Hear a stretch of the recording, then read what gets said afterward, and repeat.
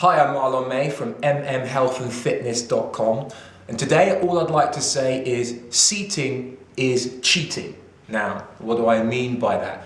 I mean that you go to a gym and the vast majority of exercise machines that are there to help you get toned and in shape, to work your muscles, you have to sit down to operate. So for example, you might sit down and use a shoulder press machine. Now I haven't got a shoulder press machine here, but I'll show you using dumbbells. You sit down on your bench, okay? And your machine, you lean back on the chair, on the bench, and you press up and you do your shoulder press like so, okay? So, this makes up the vast majority of machines in the gym. You have to sit down to operate them. Well, seating is cheating, because when you sit down to use an exercise machine, basically you shut down your core, your abs and your core.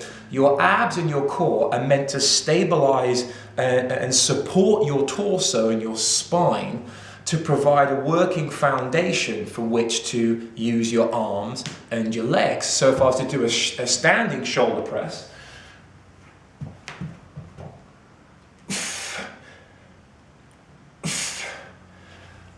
I get much more benefit because I'm standing, I'm using my leg muscles, so turning the legs, and then obviously the arms are working to press the weights up over my head, and my core is what ties it all together in the middle, okay? Once again, to burn more calories and get more work done.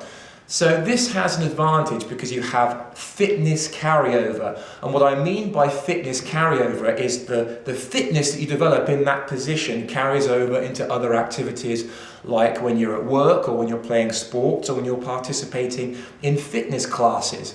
So another exercise machine is a seated row, where you sit down nice and comfortably, your core's supported, and you start to row.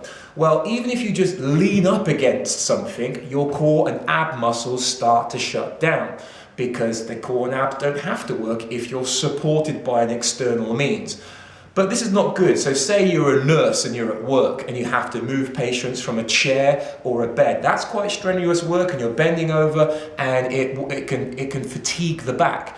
So a great exercise for someone like a nurse, for instance, would be a bent over row as opposed to a seated row. So here you bend forward and you row up like so. Okay? This is much more realistic to the actions that have to be performed on the job, strengthening the back whilst moving with the arms. Okay, so that's a much more functional and beneficial fitness exercise, rather than being sat down on the machine. In my opinion, all the machines in gyms should be dumped to make more room for a bigger free weight area.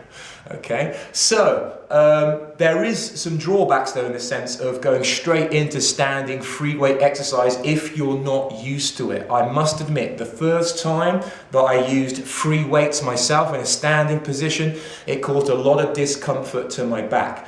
Now, I like to think of myself as Mr. Core Guy, but back then, a number of years ago, my core was actually quite weak. Now, this is despite being able to do 30, 40, 50 crunches or sit-ups.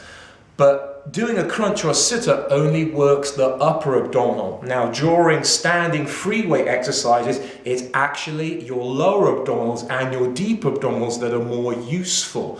So again, let me expand upon that. If you're doing a shoulder press, let's go back to that example, okay? You're doing your sets, okay, and you may have noticed this. As people start to fatigue, they press up and they start to overarch in their lower back. When they're doing bicep curls, they start to lean back and overarch into position. This is all a sign of a weak core, okay? So what they need to do is get stronger in the lower abdominals to control that overarching of the lower back. And the deep abdominal muscle is the body's natural weight belt that draws the belly button in towards the spine. We don't want to be wearing a weight belt like those guys that wear weight belts and they take them off and their belly just hangs out because their core's shut down because they're used to using the weight belt instead. You want to develop your own natural weight belt, drawing in at the core, using the deep abdominal and the lower abdominal. Now, when I learned those techniques, that was the key to then be accessing standing free weight exercises, which are much more functional for my fitness classes. And I'm getting fit standing up, and let's face it, most sports are played standing. Most activities are done standing. So why sit down in the office all day for 8 hours or 9 hours and then come to the gym and sit down some more on weight training machines? No, we want to stand up and do free weights. So if you're someone who suffers maybe in the lower back when doing free weight exercises, or you're put off doing free weight exercises because, again, you feel discomfort in your lower back, that is a telltale sign that you're potentially weak or deconditioned in the deep abdominal and lower abdominal, and so you need to get on the case with strengthening those areas first. So I highly recommend visiting my website, MMHealthandFitness.com, and check out the pages on lower abdominal and deep abdominal training to build your foundation. Isolate those areas and then integrate them into free weight standing exercises afterwards. I'm Marlon May, and remember, seating is cheating. I'll catch you soon.